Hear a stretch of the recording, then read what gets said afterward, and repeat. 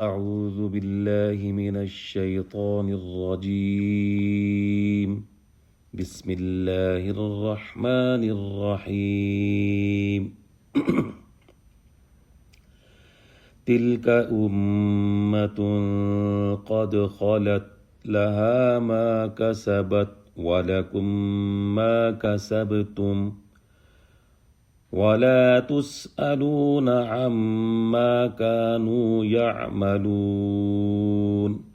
صدق الله العظيم اعوذ باللہ من الشیطان الرجیم بسم اللہ الرحمن الرحیم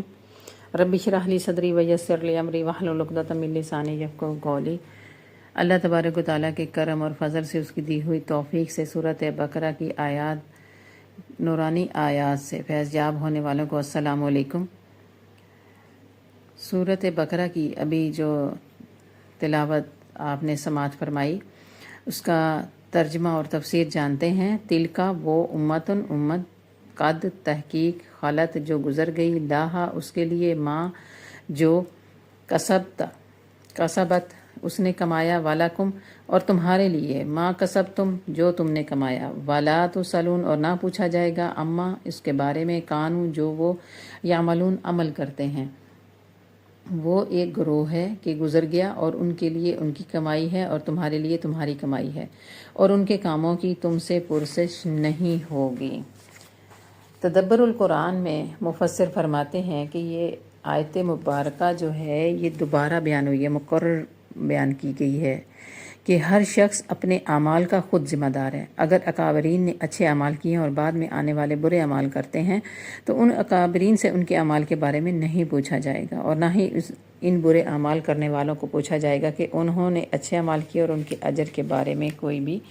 ذمہ دار نہیں ہوگا۔ اور اگر کسی بزرگ سے، اللہ کے مقرب بندے سے نسبت ہو جائے تو نسبت ضرور نفع دیتی ہے، مگر اسی صورت میں جب انسان ایمان قبول کرنے کی سعادت حاصل کر لے۔ یہود اور نصارہ اپنی نسبت انبیاء علیہ السلام کے ساتھ ظاہر تو کرتے تھے، چونکہ نبی کریم صلی اللہ علیہ وآلہ وسلم پر ایمان لے کر نہیں آئے، لہٰذا اب ان کی نسبت ان کے لیے کوئی نافع نہیں رہے گی۔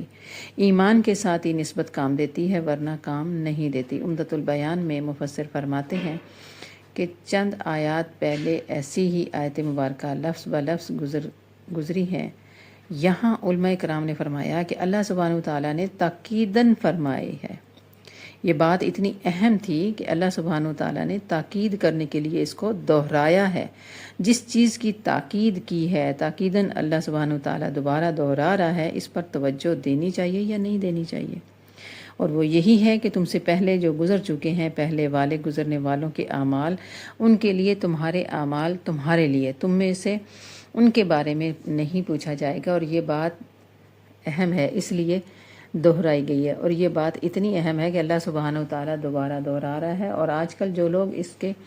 خلاف چلتے ہیں، وہ اہم ترین باتوں کے خلاف چلتے ہیں اور بے ادبیاں کرتے ہیں، اور اپنے سے پہلے بزرگوں کے انکار بھی کرتے ہیں، ان کے گریبان بھی پکڑنا چاہتے ہیں، اور اللہ سبحانہ وتعالیٰ ان کو ہدایت فرمائے۔ حدیث شریف میں آتا ہے کہ نبی کریم صلی اللہ علیہ وآلہ وسلم نے فرمایا کہ پہلے جو فوت ہو چکے ہیں ان کو گالیاں نہ دیا کرو،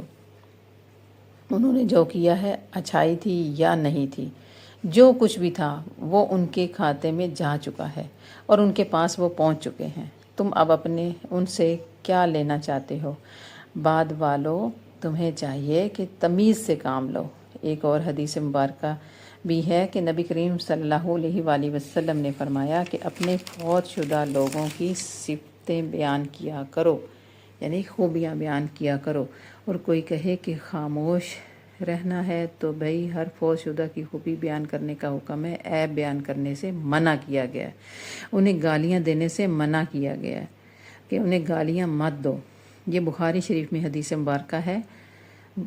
1393 اس کا نمبر ہے، اور ان کی خوبیاں بیان کرنے کا حکم ہے کہ یہ تو اپنے ہم عمر اور فوت جو ہو جائے ان کی خوبیاں بیان کرنے کا حکم ہے، اور اگر پچھلی صدی کا بندہ ہو تو پھر، اور اگر آقا کریم صلی اللہ علیہ وآلہ وسلم کے زمانے کا بندہ ہو تو پھر، اور قرآن پاک کہے کہ اے اللہ ہماری بھی بخشش کر اور ہمارے سے پہلے جو فوت شدہ کی بھی بخشش کر۔ تو صراط الجنان میں بھی تو یہی فرمایا گیا ہے کہ تو فرما کہ جو سابقہ لوگ گزر چکے ہیں ان کا معاملہ ان کے ساتھ، ان کے اعمال ان کے ساتھ، تم اپنی فکر کرو کہ تمہارے اعمال کیا ہیں، تمہیں اپنے اعمال کا جواب دینا ہے، تمہارے اعمال کے اللہ کے حکم کے مطابق ہیں یا نہیں، ان کی فکر کرو۔ تو رب تعالیٰ سے یہ دعا ہے کہ اللہ تبارک و تعالیٰ ہمیں حق بولنے، حق سننے اور حق سمجھنے کی توفیق عطا فرمائے۔ وما علینا الا البلاغ، صدق اللہ العظیم۔